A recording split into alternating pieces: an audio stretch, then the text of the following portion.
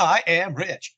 And on this podcast, we will be taking a look at the Weird War Tales comic book series published by DC Comics from 1971 to 1983. On this episode in particular, we're taking a look at Weird War Tales number 68, which really got this whole ball rolling, but we'll remind you of that later. For now, Rich has some retroactive history for you. Last time, Howard Chaykin's Enemy Ace work in the Men of War series was brought up, and I kind of automatically dissed his work from my limited memory of it. But I am nothing if not fair to Mr. Chaykin. His Enemy Ace work appeared in 7 issues of the title in 3 story arcs, so I dutifully went back and perused those issues. I put 1 page of Chaykin dogfight art, penciled and inked, from issue 14's Duel in the album for this episode. And I'm very sorry to say my initial rememberings were spot on. In general, it's an ink-heavy mess light on detail.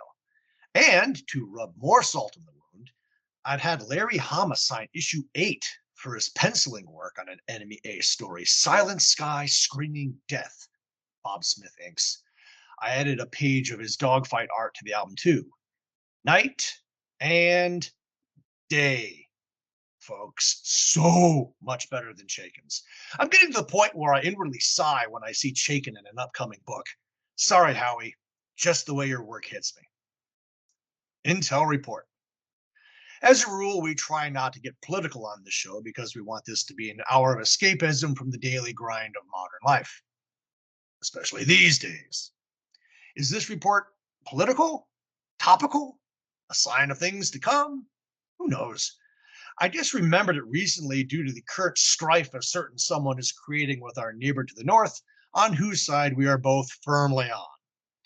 We stand on guard, a 6-issue mini by Image Comics from July-December 2015. Script by Brian K. Vaughan. He also did Pride of Baghdad, a previous Intel report. Art by Steve Skroce. 2112. This isn't a Rush album. Set 100 years in our future, a heroic band of Canadian civilians turned freedom fighters must defend their homeland from an invasion by a technologically superior opponent, the United States of America. Guerrillas fighting Mecca. This has been collected as a trade paperback, and sales of it are surging because of the aforementioned tension. Good stuff. Cover detail. Art by Joe Kubert. 50 cents. Weird War Tales is blue on white on an orange background. A massive roaring kaiju scoops up PT-17 out of the water, making her 6 crewmen hold on for dear life. One is falling towards the sea, and another is firing a 50 caliber machine gun point blank into the monster to no effect. The banner over the title reads, "More new thrills than ever." Next to War Tales is a yellow explosion balloon with "Special issue! Monsters fight mankind's wars." On the lower right corner in a red text block reads, "Rotira, the dinosaur weapon, plus the death of Charlie Gollum." Cover date, October 1978. Date of release, July 11th, 1978. Hey, this actually did come out on your birthday month, Max. Old Comics Man. Seen on eBay for anywhere between 15 and 45 bucks. Killjoy. PT boats typically didn't have their hull number painted on the stern. They were usually on both sides of the bow, but that wouldn't have been seen from this angle. Maybe have a US flag flying over instead for identification? Whatever. All right, folks, I'm going to kick off the comments and commendations for this issue's cover, because if you've been paying attention since the very beginning, you'd know this is the one that started it all, folks. Well, it started this podcast anyway. So go blame Joe Kubert and see where that gets you. Imagine young me, sometime around my 7th birthday, strolling into, most likely, Stone's Pharmacy in Lake Luzerne, New York, still in operation at the same location, no more spinner racks though, and seeing this. I feel I can say without bias, and if it's with some bias, what are you going to do? That this is the single best dino monster ever drawn by Mr. Kubert. Sorry, it just is.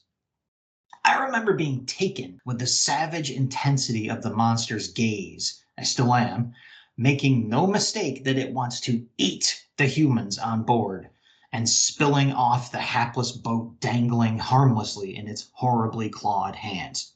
The struggle of those sailors is, of course, rendered with believable and considerable detail, too. Although the guy falling off the boat to the far left does look like he might be saying "wee," which I enjoy a lot right now. Looking at it as an adult, I'm like, that guy's having a great time. It's a well-designed cover too, with plenty of blurbs, all positioned though to not interfere with the central image, and a color scheme that draws the eye from a distance. I mentioned to Rich earlier before we got recording, I carried this book around with me for months in this little bag I had where I would, bring all my favorite stuff with me and trips to the grocery store, wherever.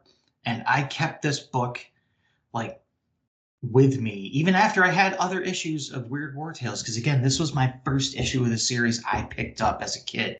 So I kept getting the book after that.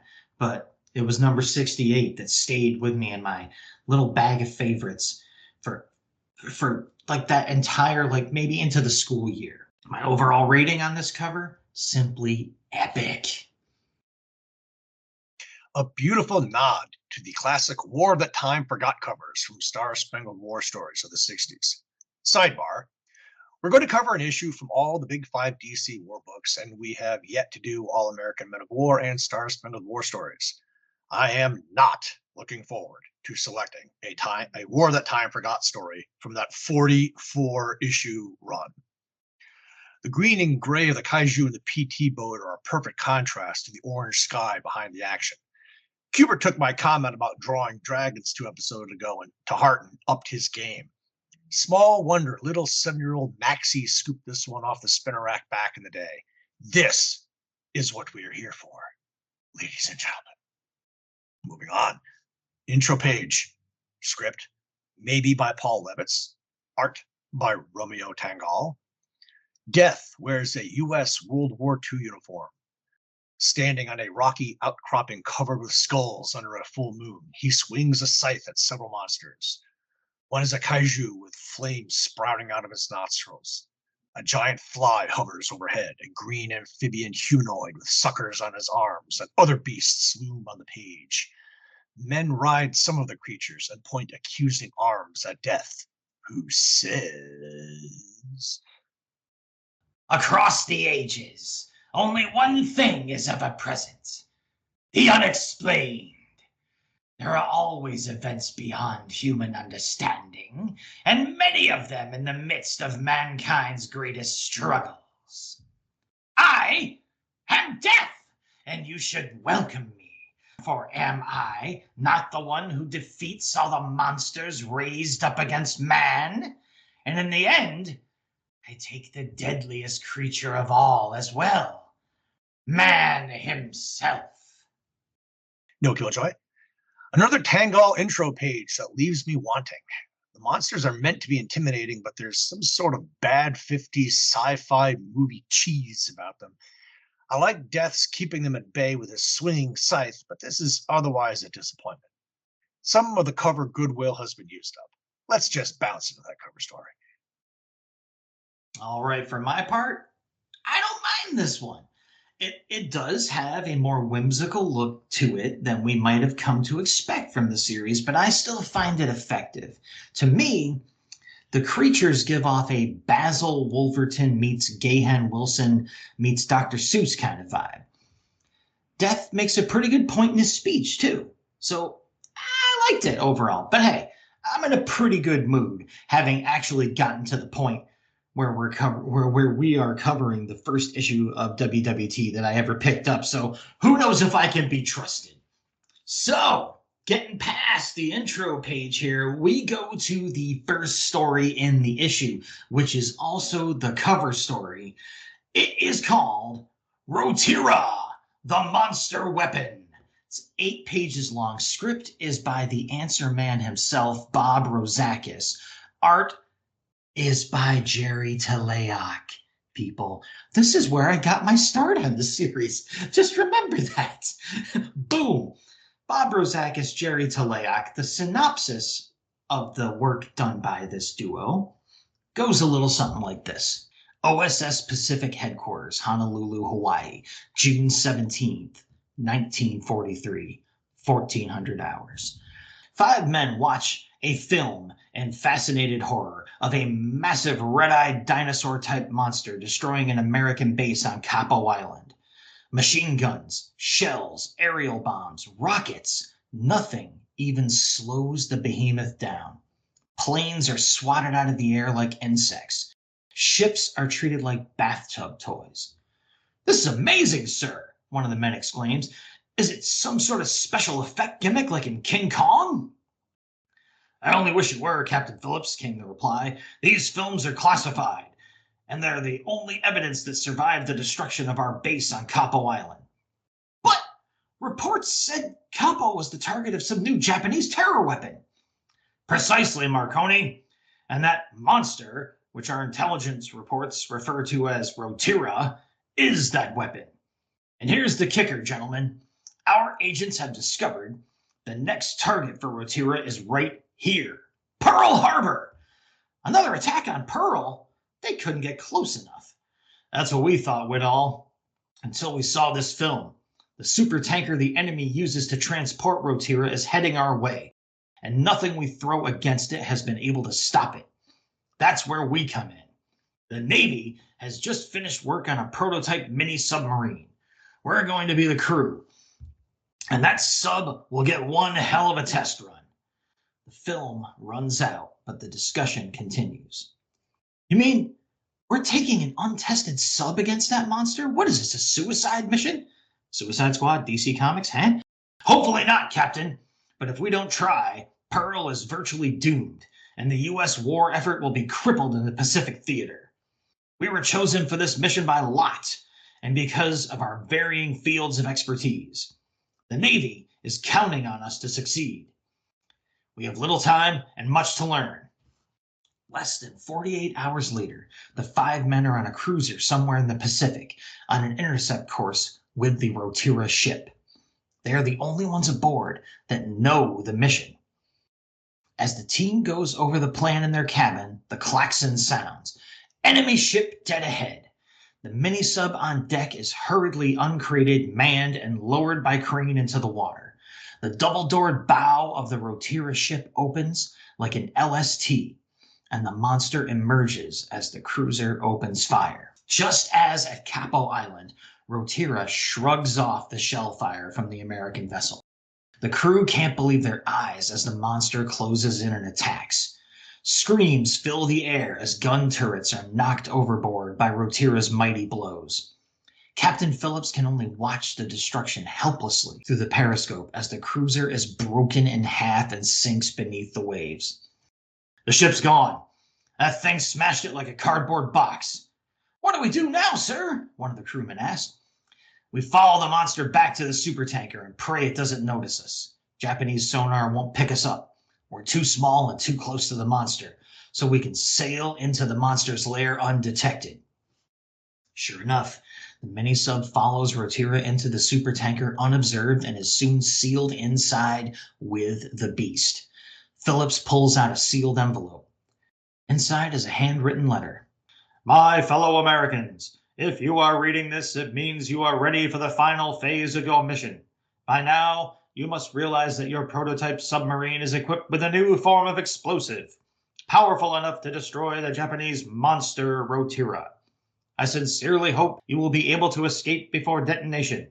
If not, you know you have the prayers and thanks of every American who will live because of what you have done. Well done, gentlemen. God be with you. Franklin Delano Roosevelt." Phillips looks at his crew. "Gentlemen, it has been an honor to serve with you on this mission." He presses a large red switch on a nearby control panel. A cataclysmic explosion obliterates the sub, the ship, and the monster. A power from some lost corner of yesterday, destroyed by the energy of tomorrow. A confrontation that can only happen on the battlefield. of the Weird War. Good joy. Page 2, panel 2. Teleak doesn't cover himself in glory depicting any aircraft in the story, but the planes here are atrocious. What the hell is that one of the super narrow wings dropping a bomb? Page 5, panel 3. He doesn't do much better on the cruiser. There are all these gun mounts sticking out of the ship's hull. This is 1943, not 1898. And just like on the cover with PT-17, page 6, panel 1, USN wouldn't be on the bow of the cruiser. But most importantly, the bomb wouldn't even be tested until July 16th, 1945, over 2 years from the time of the story. If the story took place in 1945, maybe I'd turn a blind eye to it. No, I wouldn't. Ah, Killjoy. You're despicable. All right, so comments and commendations on this excellent opening story, despite what you just heard. I'll kick it off and say, Godzilla, Gojira, Rotira, can we make it any clearer? Right. My CNC for this one, summed up for those who'd rather just skip ahead, goes like this. Woo, yeah! For those who'd rather take the hard road, here we go. We kick off young Max's first ever issue of WWT proper with one hell of a splash page. The title, logo, host combo is great, perhaps establishing my high standards for that artifact of the series nice and early on. Unlike Hubert's excellently rendered cover critter, though, this Rotira is absolutely just straight up Godzilla. He didn't even try to make him look different at all inside the comic here. My only nitpick about this page is that the boat being lifted up obscures the monster's arm, and Rotira's hand is too close in color to the boat's. So it kind of just looks like the vessel is flying under its own power there. Another super weapon. On page 2, I just feel sorry for whatever poor schmuck had to shoot that footage in panel 5. Because this is a movie we're watching, right? So someone was holding the camera, and yeah, that just looks like an uncomfortable position to be in. Page 3 has a favorite thing of mine to point out. A visually interesting page full of pretty much nothing but people talking to each other. So you know I like that. I've mentioned it a million times. Here it is in my first issue ever. So again, standards being set from the get-go.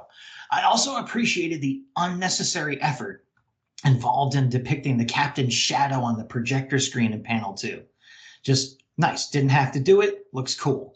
On page 3, we get to what could at first seem like the kickoff to a litany of nitpicks from me.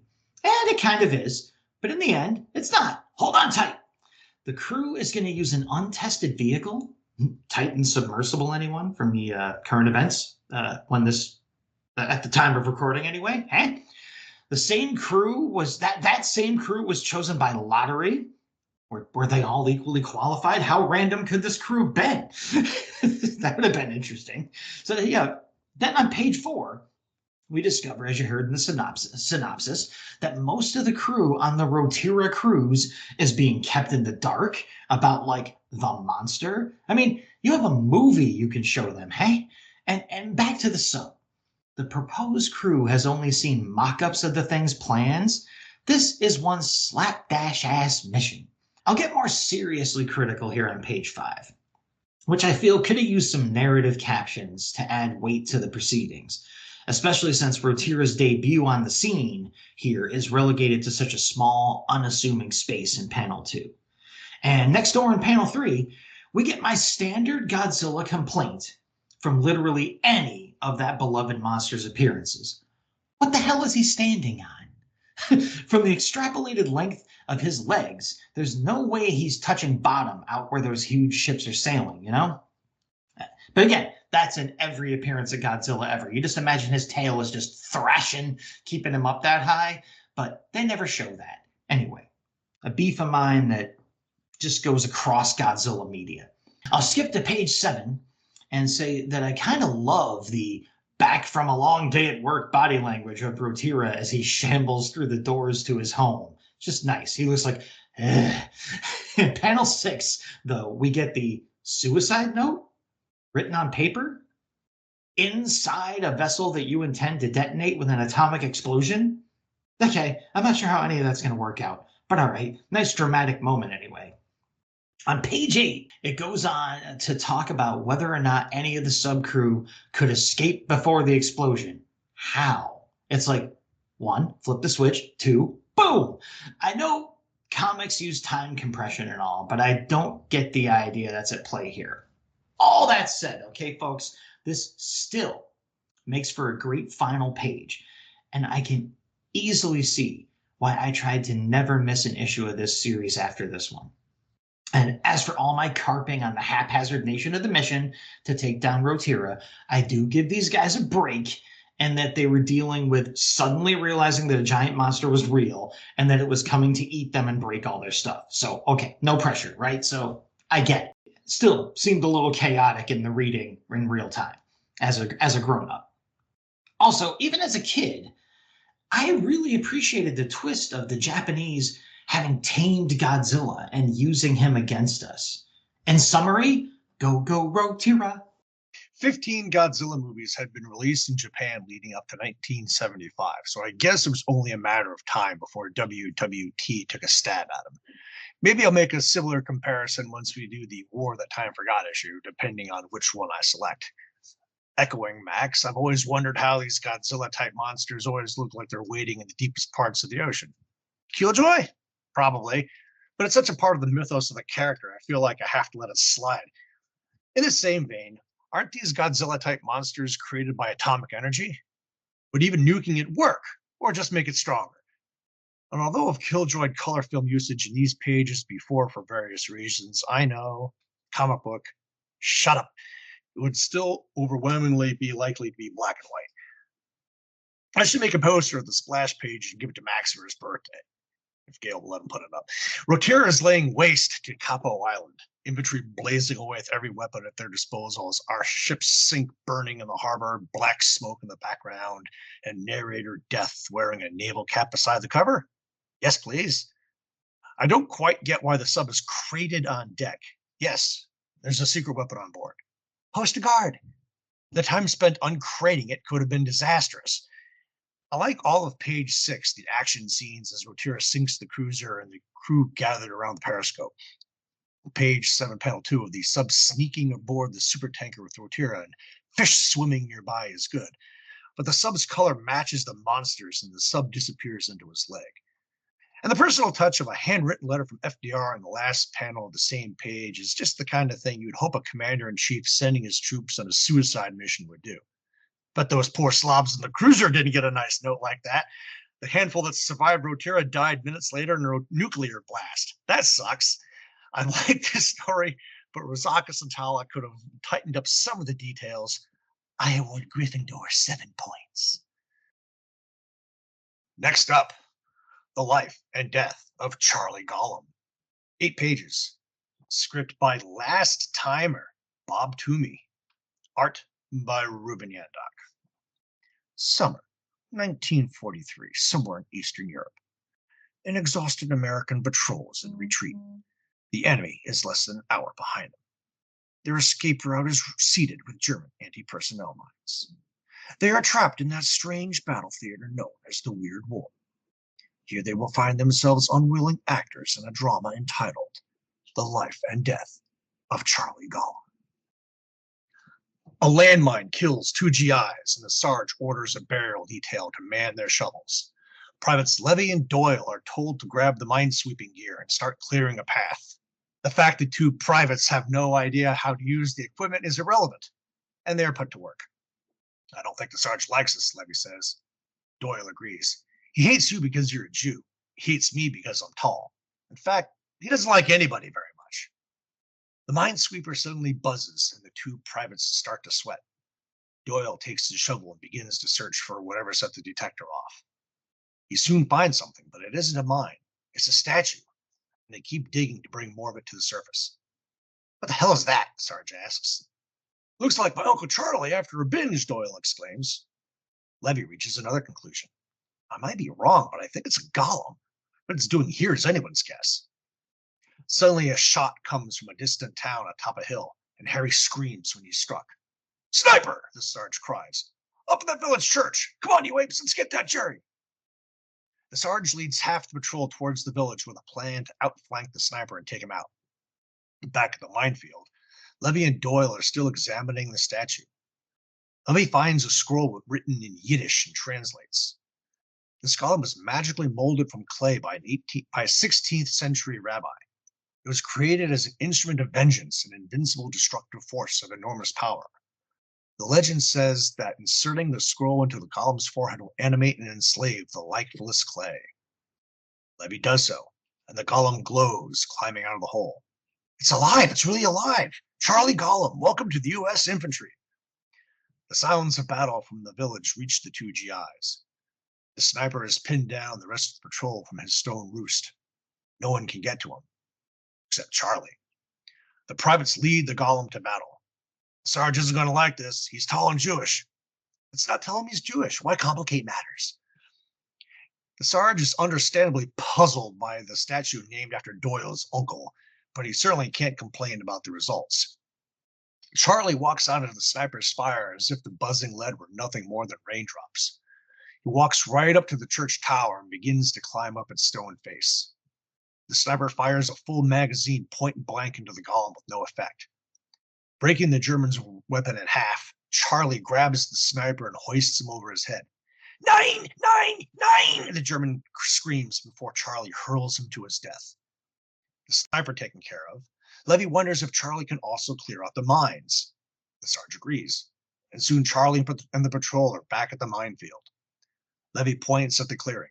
"Okay, Charlie, sick 'em!"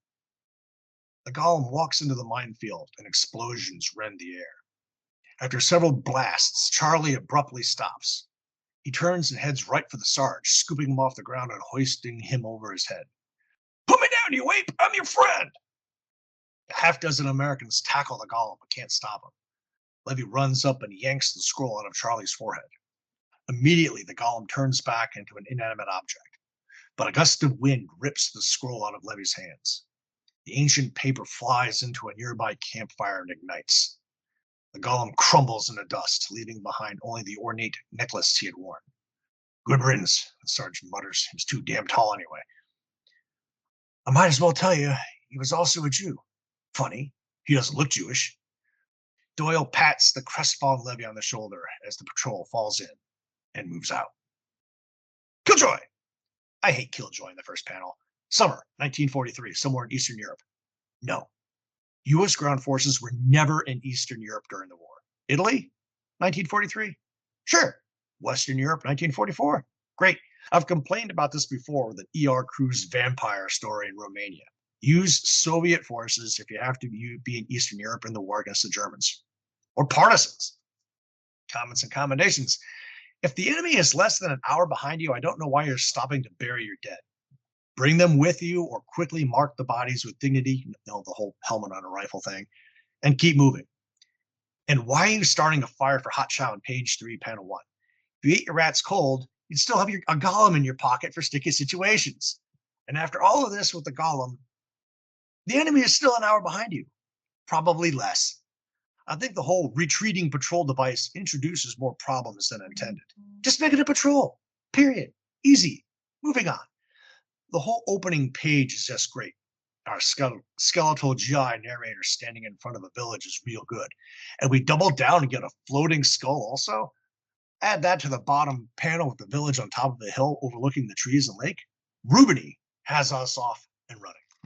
I like the burial detail in the background of page 2, panel 1, and the red background of page 3, panel 4, when Harry gets sniped paints the violence of the moment. I'm here to tell you. Look how far away that church tower is, though. That is one hell of a shot. But then we later find out the German is using an MP40. No way in hell. Absolutely impossible with that weapon. Page 4, panel 1. Levy and Doyle examining the golem as Harry is carted off in the background is gorgeous. I love the look on the golem's face when he breaks the sniper's weapon on page 5, panel 6. You know what's coming next, right? And I would be completely remiss if I didn't drop a nod to Spaceballs on page 6, panel 2. Funny, she doesn't look Jewish. We only had Tubi for 2 stories in WWT, Iron Star being the other. And I'd have to say they're both solid efforts. 10 points to Hufflepuff. All right, so the second story and my first ever issue of Weird War Tales also features one of the series' best executed splash pages. Boy, was I getting spoiled for my birthday. There's some excellent visual layering going on here, with the first two borderless panels flowing together while still retaining their identities, and the pop-out third panel floating over the full row stretch of panel 4. Just making this whole opening page into a full-on strut of confident design work. The excellent integration of the title logo and host elements is just the icing on the cake too. Take my mixed metaphors and like them. Over on page 2, I like the dunderheaded understatement of, I don't think the Sarge likes us, and the seriously widespread of the Sarge's reasons why. How does a guy with that much bigotry and insecurity get to be in a position of, oh, wait, never mind. And since we're keeping track, otherwise, I mean, what are we doing here?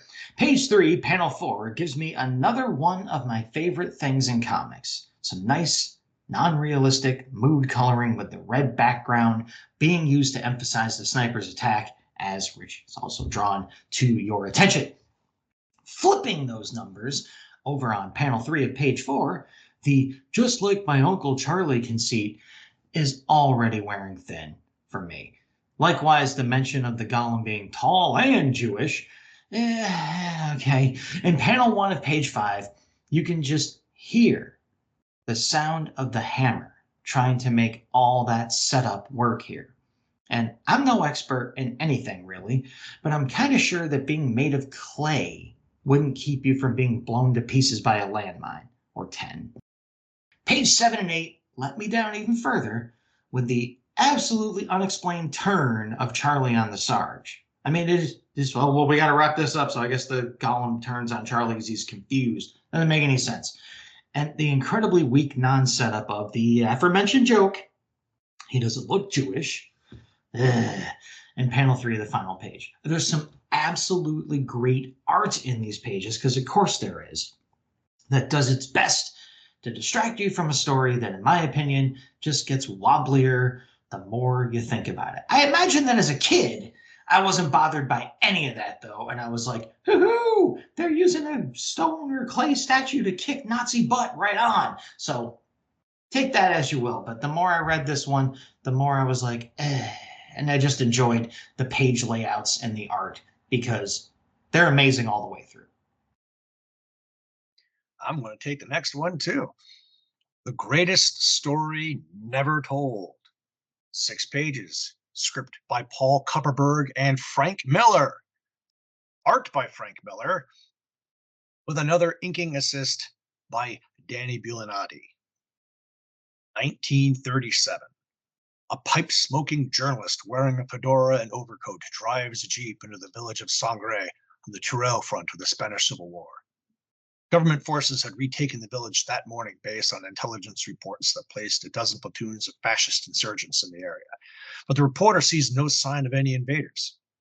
Seeing a familiar face, he stops the vehicle and hops out. Captain Garcia, what is this I hear about the battle being over? I was supposed to cover it for my news syndicate in America. What happened? What happened, senor, was we were misinformed. Our informant on Franco's staff led us to believe the fascists outnumbered us. So prior to moving my troops in, I ordered an airstrike and artillery barrage on the village. When we finally did enter the village, we found but a small squadron of men left to hold the area. Blast! The reporter exclaims. If I don't file a story today, my editor will have my head. Garcia laughs. Americanos, you're always in such a hurry. Go find your story, amigo. We are camping here tonight. The reporter walks through the rubble-littered streets strewn with corpses and muses to himself. Though I'd missed the battle, I still had the people, each with their own view of the war. If all else failed, editors love a human interest slant to a piece. Rounding a corner, the reporter discovers an elderly man with a cane sitting dejected on the steps of a destroyed building and introduces himself. Pardon, senor. I'm a journalist from America. May I speak to you? My home is in ruins. My meager belongings have been destroyed. See, Signor Periodista, I have time to spare. A scavenger who feeds on the slaughtered beast, the reporter. Tell me, Signor, do you find joy feeding off the dead beast, Spain? I find no joy, only sorrow. But I did not create that sorrow. I only record it for others to see and perhaps learn. Then tell them how our own government devastates our homes. To the people of this village, one master is the same as another. Have we sought to stay out of this fight? But now the war has touched our lives, and we can no longer remain neutral. The old man climbs to his feet and shakes an angry fist at the sky. Tonight we fight! The Spaniard limps off through the rubble, ignoring the reporter's cries to come back. How could a feeble old man hope to exact any meaningful revenge against armed soldiers? Still, the reporter follows at a distance as the sun sets over the flattened village. The old man is welcomed at a particularly destroyed building by other men, all wearing white cloaks, and the reporter eases closer to investigate. I have viewed my share of war, but never had I thought I would find myself faced with such as this. He pulls out his notepad and pencil and writes what he sees as fast as his hand can move. 7 cloaked men hold hands surrounding a candlelit pentagram. From the pentagram's center, a thick pillar of black smoke rises into the night sky. I am not a superstitious man. I have never believed in the power of the black cat or witchcraft, for I am a rational man. But what I next saw caused me to question my rationality. Indeed, it made me rethink my beliefs, as well as doubt my very sanity.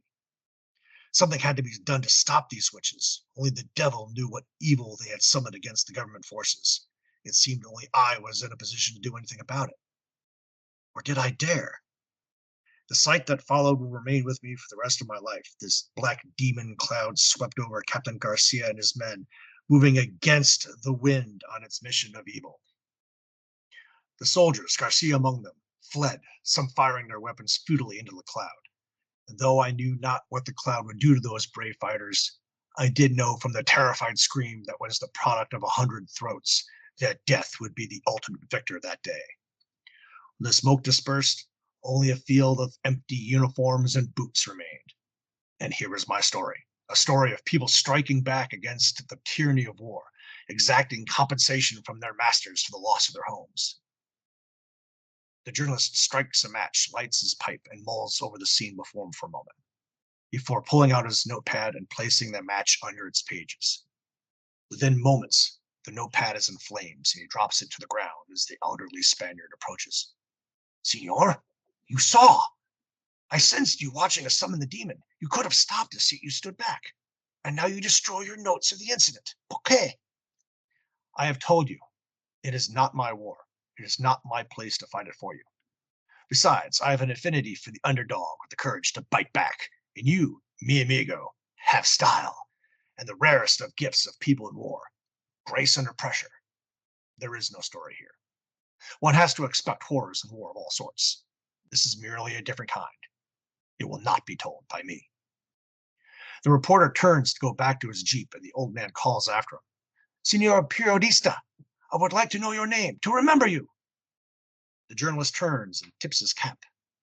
My name is Hemingway, Ernest Hemingway. Adios, amigo. I do not look back at the village of Sangre as I drove south towards Morella. There was nothing left to see anyway. And perhaps I could find my story elsewhere. But to do that, I had to keep searching, never taking my eyes off that which now lay before me. Killjoy was here history minute, because you knew there was going to be a history minute. Hemingway is driving a Jeep in this story, but the prototype work on a vehicle that would become the Jeep wouldn't begin until 1940. The wrong spelling of lead is on page 1. I couldn't find a village named Sangre in Spain, but there's a reference I didn't include in the script to the nearby town of Morella, although I think I did. Yes, I did. Which is about 50 kilometers away from the Mediterranean coast, roughly equal distance between Barcelona and Valencia. For Whom the Bell Tolls is a novel by Ernest Hemingway published in 1940. It tells the story of Robert Jordan, a young American volunteer attached to a Republican guerrilla unit during the Spanish Civil War. As a dynamiter, he is assigned to blow up a bridge during an attack on the city of Segovia.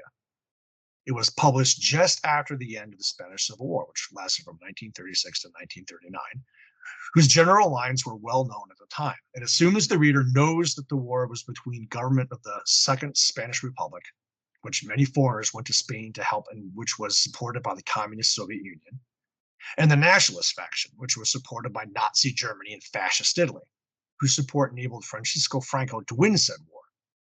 In 1940, the United States had not yet entered World War II, which began on September 1st, 1939, with Nazi Germany's invasion of Poland. I read this book and enjoyed it. I've talked about the Spanish Civil War a bit during that god-awful The Three Wars of Don Q story from WWT 37, another journalist story. Fascists warm up for World War II, which started exactly 5 months after this war ended. Hemingway himself, after high school, spent 6 months as a reporter for the Kansas City Star before enlisting in the Red Cross. He served as an ambulance driver on the Italian front in World War I and was seriously wounded by shrapnel in 1918. In 1921, Hemingway moved to Paris, where he worked as a foreign correspondent for the Toronto Star and was influenced by the modernist writers and artists of the Lost Generation expatriate community. His debut novel, The Sun Also Rises, was published in 1926.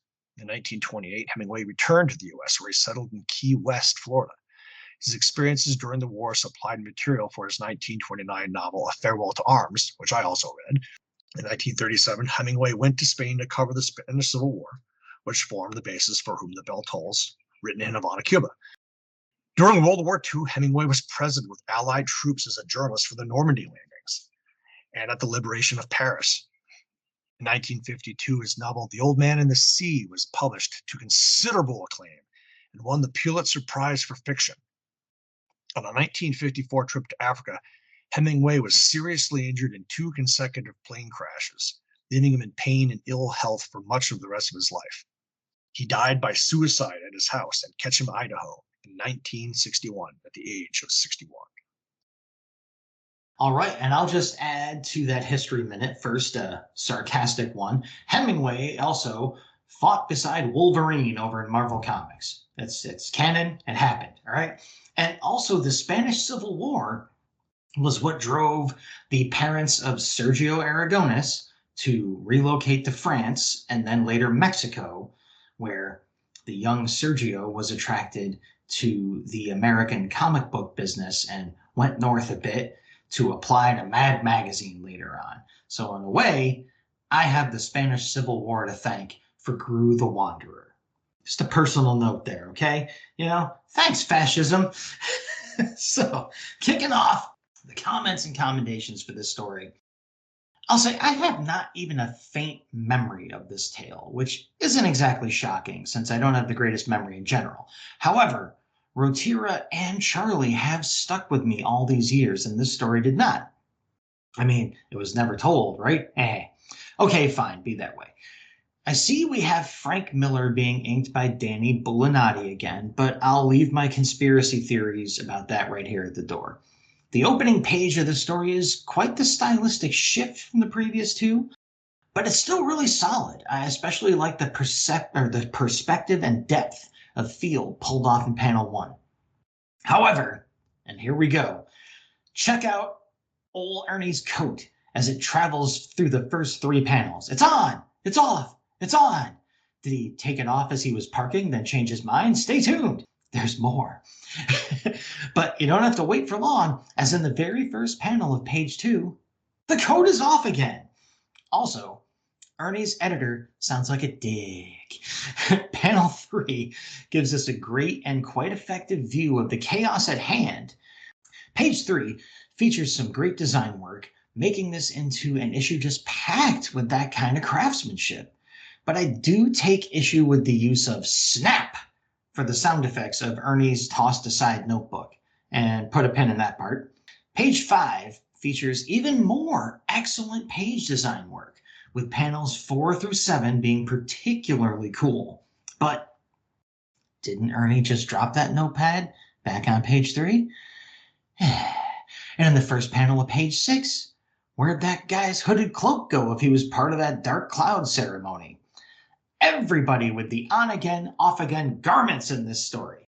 The layout of the page is great, though. Again, seeing a theme here, owing mostly to the simple addition of the pop-out fifth panel being just enough to keep an otherwise standard page from being too boring to look at.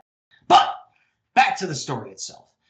I can see where Ernie would think that his teddy bear of an editor might not believe a factual reporting of this incident, but my God, man, you just saw a cloud eat a whole bunch of people and leave behind their clothes.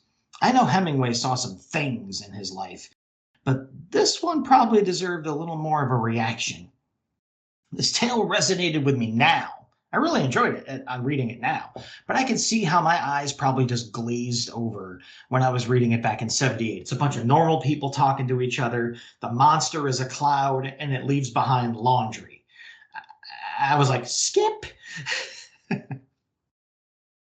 actually, I have that Wolverine comic in the long boxes downstairs that you're just talking about. It has survived weedings of the collection all these years. If we have any Spanish speakers in our fan base, they already know the English translation of sangre is blood. Well done, Paul and Frank. The Jeep Hemingway returns on the last page, too, is a bit too conveniently placed for the flow of the story, but whatever. I like it when comic stories use historical figures like this in believable fashion. Hemingway was an absolute rock star of literature in his era, and I 100% could see him doing this. We start off with a well-done, skilled narrator wearing a civilian cap on page 1, followed promptly by the interesting 45-degree slant of perspective of Hemingway arriving in Sangre behind an army truck convoy. The last panel on page 2 I liked for the way it showed the craggy features of the old man and the way he essentially called journalists vultures. It took me longer to see the Hitler mustache he was sporting in every panel of the story. Hello! Page 3, panel 4, the pursuit through the village, Hemingway grabbing a destroyed park fountain for support. Page 5, panels 2 and 3 capture the scene. Hemingway's notepad flapping in the breeze as he writes as fast as he can, and the empty uniforms and dropped weapons after the demon did its work. Page 6, panel 3 is essentially the same. Uniforms on the ground in front of a fence? That wasn't there before. The framework of destroyed tents? Nope, the tents are fine. What is that anyway? It kind of looks like a row of cross cemetery markers, which works very well for the scene, but they wouldn't be touching like that. An odd artistic hiccup at the end of the tale. But a Spanish Civil War story is a very rare get in these pages and a welcome one. I shall reward Ravenclaw 10 points. I have no idea why he's doing the Harry Potter points thing, people. I don't know. He just started doing it. So, like, I want to reiterate. Yeah, this tale I completely forgot about, but when I read it now, it was really cool. I absolutely understand why it didn't stick in my little kid's head. So ending the issue here, story content wise, we have the return of a feature known to you and I and all the ships at sea as The Day After Doomsday. As is often the case, it's a 2-pager. Script is by, unfortunately, last-timer Roger McKenzie, who's probably running off to go write Daredevil or something for the competition. Pencils by, for the second time this issue, but appearing here also for the last time ever, maybe for a similar assignment, Frank Miller. Inks by only-timer Bob Downs, who I've never heard of, I don't think. Talk about doomsday for the creative staff. And for the synopsis, we're going to do what we usually do with a 2-pager, and I'm just going to read you the text first. Okay, so it starts out like this. Slowly, painfully, you dig your way from the cold, choking debris, and there's sound effects that go scrit, scrack. From the clinging, dust-filled darkness, scrack, scrack, toward, once more, the light of day, scrap, scruff. But this is a day such as you have never seen before. It is the day after Doomsday.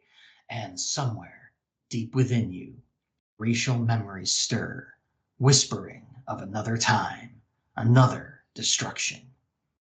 But the thoughts, never strong, quickly fade as you set about your business of survival.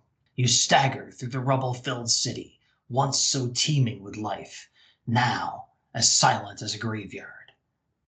and you wonder, did anyone else survive? You had a family once and friends. Did the Holocaust claim them, as it had the others, the humans? But no, you see them now, the others of your kind. And it is a time for rejoicing and feasting as you scamper toward them on black, spindly legs. A nearly forgotten name comes back to you: Dinosaur. And if you could, you would laugh. Yes, you had outlived them too. The end. All right, so there we go. So basically what we have here is in the 2 pages. I want to go over the what happens here along with the narration as well. So you start out in darkness, you emerge into a splash panel of the rubble of a city at the bottom of page 1.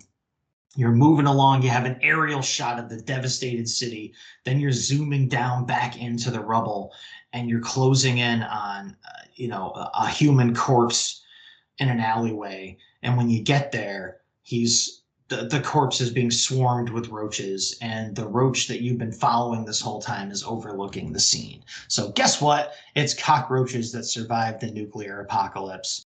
And there you go. So a quick 2-pager. And that about sums it up, folks. Hey, Rich, what'd you think of this one? On page 2, panel 2, we see a ruined 75 Rockefeller Plaza, which was the headquarters of DC Comics when this issue came out. So I appreciate the self-depreciation in the midst of nuclear holocaust. And if you look real close, you actually see 2 comics in the wreckage. And one is a Sergeant Rock comic. Well done. This is a glorious return for a 2-page DAD. And the whole creative team gets a nod from me, which is irrelevant because the whole creative team will never be seen again in this title. The destroyed city panels on page 1, panel 4, and page 2, panel 1 really draw the eye in. Good way to end the book. 5 points to Slytherin. You're handicapped by a 2-pager. Sorry. Still trying to figure how all these points are going to work out in the end. I can't stand it. The anticipation.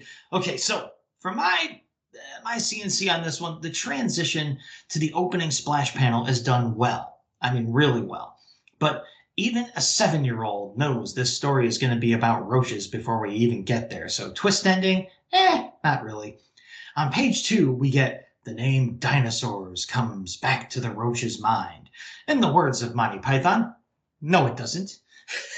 Roaches don't have thoughts like that, or the word dinosaur in their brains. Right? This was dumb. The art is good, though, really good. And the pages are, you guessed it, laid out really well. Again, I'm left thinking how much of my comic book tastes were seeded by this issue in particular. My propensity for loving good layouts and visual transitions and coloring and splash pages and all that stuff. It's all here in every single story. Like even the more stiff art style of the Hemingway story had all that stuff on display.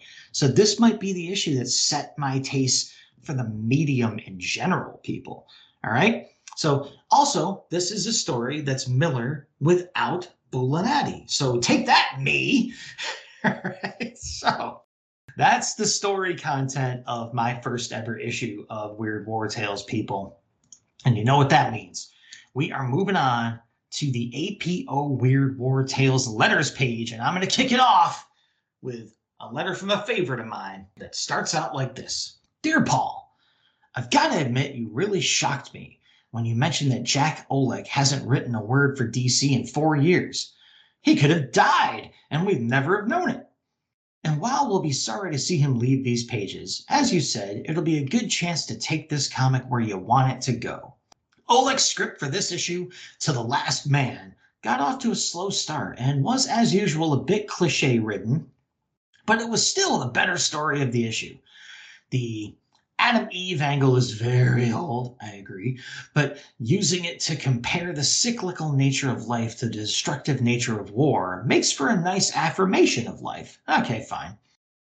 It's certainly better than the pessimistic attitude that permeates the war and mystery books. Hey, I like pessimism. Right? Leopoldo Duranona, who I'm sure also hasn't worked for DC in years, was just as interesting. I've always liked his sensitive style because it combines some decorative foreign technique with solid American narration. The last panel and its weird sponge technique looked like a joyous explosion of a garden and finished off the story perfectly. Okay. The first story suffered from loose and repetitive art. I like Yandok much better when he uses his angular, more stylized method, even though it's more cartoony. He did get the mood of the story right, though. The splash page was beautifully desolate and eerie. See, people? Splash pages. The script suffered from a lack of purpose on Mackenzie's part. He didn't seem to know what he wanted to do and fluctuated between the futility of war and Twilight Zone weirdness. The end result was a sort of pointlessness. And that is from your friend and mine, Beppe Sabatini, 515 Division Street, East Lansing, Michigan, 48823. The editorial response to Beppe's latest correspondence goes like this. Ruben Yandok's back in this issue to try to redeem himself in your eyes, Beppe. Yeah, everyone's got to make Beppe happy. Although we think that Rubini tends to use extremely sound judgment in shifting his artistic style to suit the story he's illustrating, to the degree that it's within his control. Remember that a writer sets the mood for a specific job, not only by the copy in his script, but by the scene descriptions he gives his artists to work from as well. This is especially important when you deal with an artist with two or more styles like Rubini or Tom Sutton, my beloved Tom Sutton of mostly Charlton horror comics fame that we have talked about during the story of the Iron Star. As for taking the comic to new places, this issue features all tales bought under the new editorial aegis, and we're very happy with the imagination shown herein. There are still about 4 inventory jobs in the queue, but they'll all be run in the next half dozen issues, and then we're on our own, with this magazine's future to be shaped by your comments and preferences. PL. So I dig that. Like, not only a mention of Tom Sutton, but I like the fact that, the themed issues are really starting to come together. It's mostly new talent, and this issue was a heck of an example of that plan finally gelling. So that was my letters pick there. My pick is from Mike Bates, 3414 Lexington, Pontiac, Michigan, 48054. Dear editor, you really got me excited by cluing us in on the changes coming in Weird War Tales. I think it's time this mag was given some new blood, so to speak. Every tale lately was nothing but a predictable carbon copy of the next. The artwork was getting to be mediocre, and the weirdness was missing from the book. This book is the great place for experimentation, new styles, themes, etc. But don't lose sight of the main theme. This is something of a war book, and stories should revolve around that premise. Don't confine yourself to one particular era. How many weird tales can you come up with involving World Wars I and II? Go back to ancient history, try some tales involving foreign soldiers, bring in some early American Revolutionary War stuff, etc. Weird is an elusive word. It lends itself to many different interpretations. In addition to the supernatural aspects, how about some deep, out-of-the-ordinary character portrayals? Show us how war works on the minds of people, sometimes causing them to do strange things. I'm not talking about strictly heroic tales abounding with military action. Get into the war inside people's heads as well as possible. Try some book lengthers once in a while. Possibly have a reoccurring character involved in a different story sometimes, like the enigmatic astrologer in Doorway to Nightmare. Whatever you do, I wish you luck. I've been reading Weird War Tales for a long time, and now it seems I just buy it to continue my collection. Yeah, I know how that feels. Let's get WWT back up there. And the response was, much of what you say corresponds directly to our private blueprint for Weird War, Mike, but it'll take us a while for all the pages to unfold. Stick with us, and you'll see it all happen. By and by, as a longtime reader of Weird War, you should know that occasional book lengthers have been a standing policy ever since the mag began. In fact, you might want to go back and pick them up in a collector's shop. Check out Weird War number 11, 14, 19, 28, 37, 41, 50, 60, and most recently 66. And rest assured that at least one book lengther will appear in the near future. PL. So that's a nice list of all the full lengthers right there. I think that was a pretty good letter all the way around. Very, very constructive, giving advice and for directions to go in the future. So yeah, I like that. As Joe Kubert once asked for, a well-constructed, well-written, constructive letter, whatever the quote was. Well, he finally got one Yeah, long after he left the series. Yeah, he comes back and he does the covers, So, so what's next? You know what's next? The only thing that can be next. The ads. Remember last month when I said DC Showcase 104 with OSS Spies at War was the last issue of the run? It was. But you wouldn't know that by reading this comic book, Exhibit A of the suddenness of the DC implosion. From the pages of Adventure Comics, the longest Dead Man story ever published. 25 all new pages in Showcase 105 on sale July 18th. There's definitely a "it's dead, man" cancellation joke in there somewhere. The longest Dead Man story never published? Aha, there we go. But I had to do one of my famous deep dives and see what else I could find. The story was released in the infamous canceled Comic Cavalcade #2 in fall 1978, before being reprinted as the cover story in Adventure Comics 464, July-August 1979. Requiem of a Dead Man, art by Jim Aparo. Len Wein wrote the first 12 pages of the original story, edited here to the first 10 pages, and Jerry Conway wrote the rest without knowing how Wein intended to finish the story. Might have to track this one down, although I've never been a Dead Man fan. I mean, Jim Aparo art, and I love the idea of Conway having to pick up a baton handoff from, Len, who ain't telling him how it was supposed to go. That sounds like a beautiful train wreck to me. I'd check it out. So for my ads, I'll say, yes, people, there's a hostess ad in this issue. And it even has one panel of a generic pirate accent in it, but I couldn't do it to you. The ad sucks. Okay, I will take this opportunity to relay the fact that that generic pirate accent we all know and love comes directly from the choice of actor Robert Newton's decision to speak the way he did while portraying Long John Silver in the 1950 Treasure Island movie. He was merely leaning on and exaggerating his own native West Country English dialect, but that, because of the popularity of the movie and Treasure Island in general and pop culture, it became the way pirates talk in pop culture from that point onward. Yarr, and all that. Everything you know about the pirate accent is just this one character from 1950 and this one actor's choice.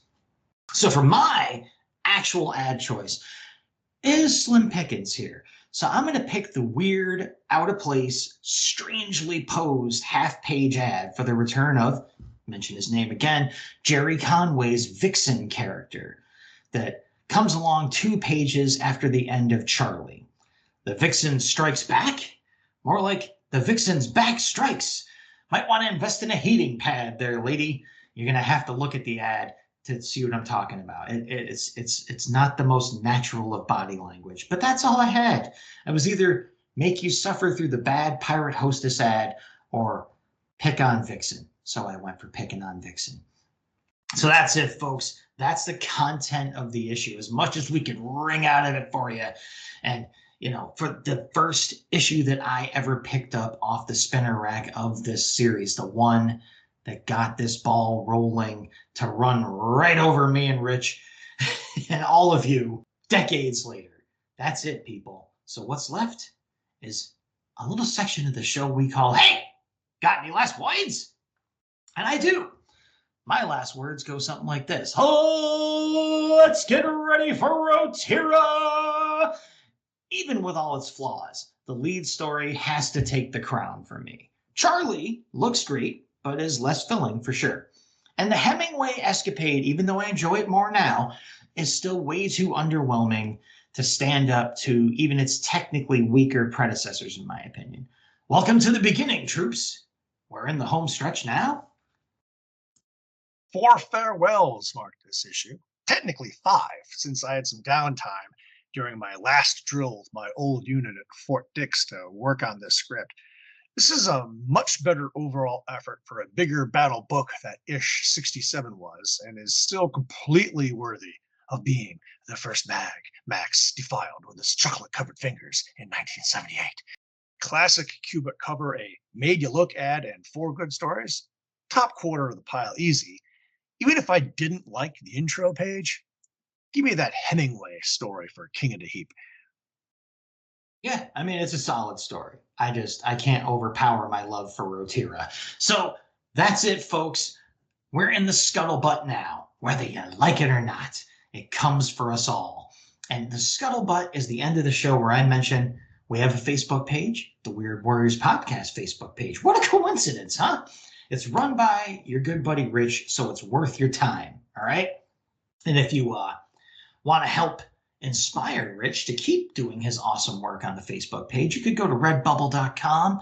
You could search the Weird Warriors Podcast. You could get our amazingly cool logo that was drawn and designed by Bill Walco of the Hero Business and of Archie Comics and many other outlets for his talents fame. And you could put that logo on any piece of merchandise you could find on redbubble.com. And if you do, and you get that merch shipped to you, and you take a picture of it once it gets there, and you send it to the Facebook page via Facebook Messenger, you can get a Sam Star. Ask around. A few people know what that is, and we really shouldn't have any left to give. But anyway, that's my part of the scuttlebutt, and Rich has a part too that's a little, he likes to give you even more at the end. He has a teaser for our next episode. Our Valentine's Day episode is technically a special mission, but we've never considered it as such. So, how about we make it official with our first special mission of the back half of the title run? And how about we begin with another ending, the final redeployment of the Weird Warriors podcast, the 2010 one shot of Weird War Tales? Is there a reason this was the last one? Hope not. Tune in next time and find out, troops. Oh man, I'm looking forward to this one because I didn't catch this one at all. Like I did pick up the 4-issue mini back in the day, but didn't remember hardly anything about it by the time we covered it. So it was like it was my first time. But this 2010 one, never read it. So this is going to be a fun one for me. All right, people, that's it. That's the show. What show is this, you ask? It's the Weird Warriors podcast. Who am I? I'm one of the 2 Weird Warriors, one of the Batlin Bros, right?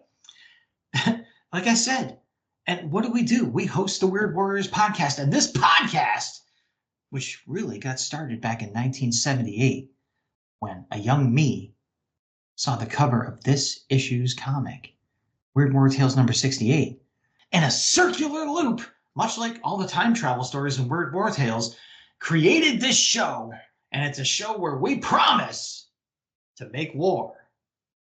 The ball!